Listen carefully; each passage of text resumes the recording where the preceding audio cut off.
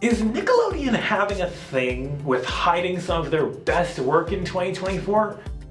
Left to rot on a lesser watched streaming service, Zokie of Planet Ruby took a long trip, and I don't just mean through space, to arrive on our screens. Is this adorable buddy comedy a diamond having it rough, or is it actually less appetizing than a stale daily sandwich in the sun? I'm Benzie Johnson Jr., I'm enthusiastic about television, and I've been primed to review this show for a while. Before it's even gotten off the ground, Zokie of Planet Ruby has a bit of a story to tell. It's produced by Nelvana, but was greenlit by Nickelodeon back in March of 2021, so it kinda exists in that same Canadian-American liminal space that Ollie's Pack lived in back in 2020. The series was created by Brian Morani, who apparently has credits from the Penguins of Madagascar and Breadwinners to his name. The show's been through 3 titles before landing on its official one. Back in 2021, we first knew it as ZJ Sparkleton. At some point, it was changed to Zokie Sparkleby, another working title, before we arrived at the official show name, Zokie of Planet Ruby.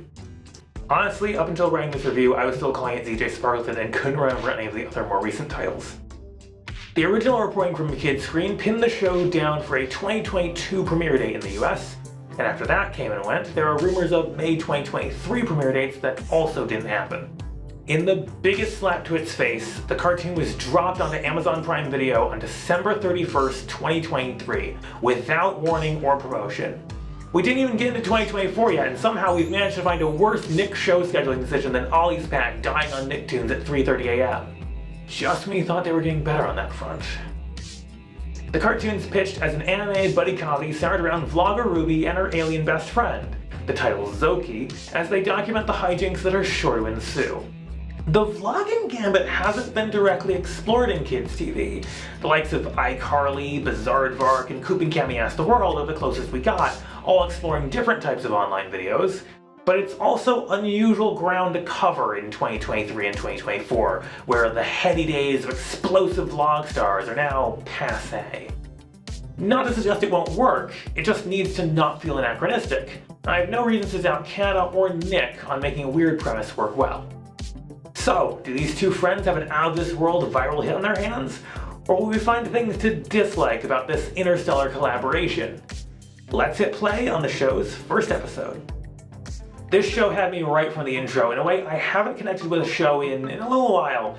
The fun of this show shines through pretty immediately, and I found it enough to have no questions about sticking with it.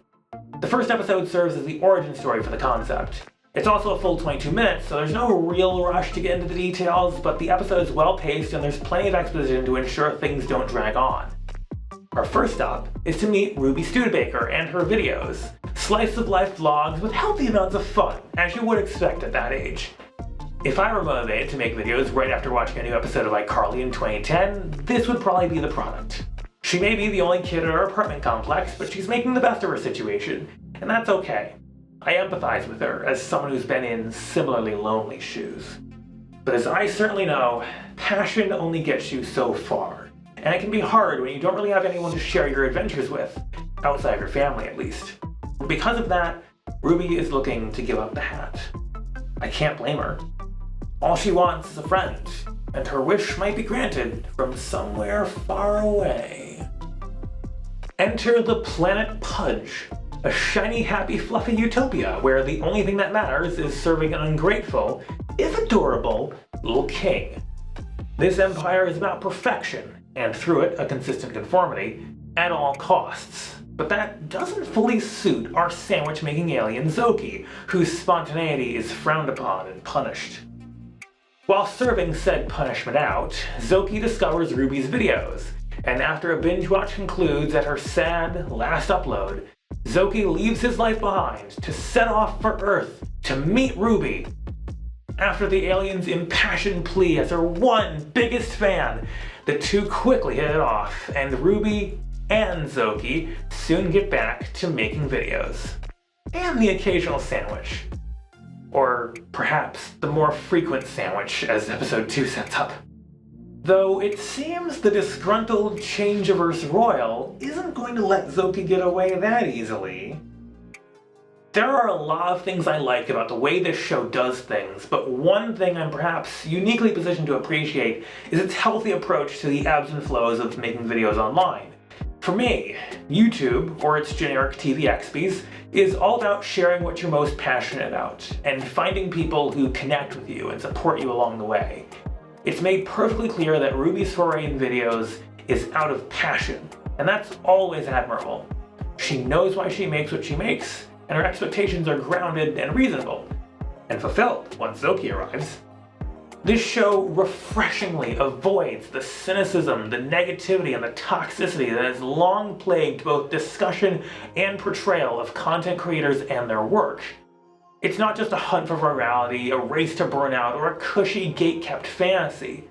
The vapid shallowness that is often depicted is in fact briefly lampooned late in the episode, a bitter online starlet bilking her parasocial following for merch sales. Though that said, these videos don't come for free, even though you're watching them for free. And while I don't have any merch of my own to show yet, you can support these videos by joining my Patreon or YouTube memberships or dropping a few bucks into my Ko-Fi. All of those are linked on my website at benzie.tk/join. If you can't swing it right now, that's okay too. Subscribing is always welcome.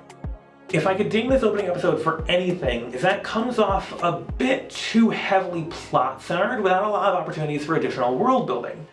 However, once the show shifts into its normal 11-minute episodic form, it almost overcompensates for that plot density with adorably fun little stories that don't take themselves too seriously.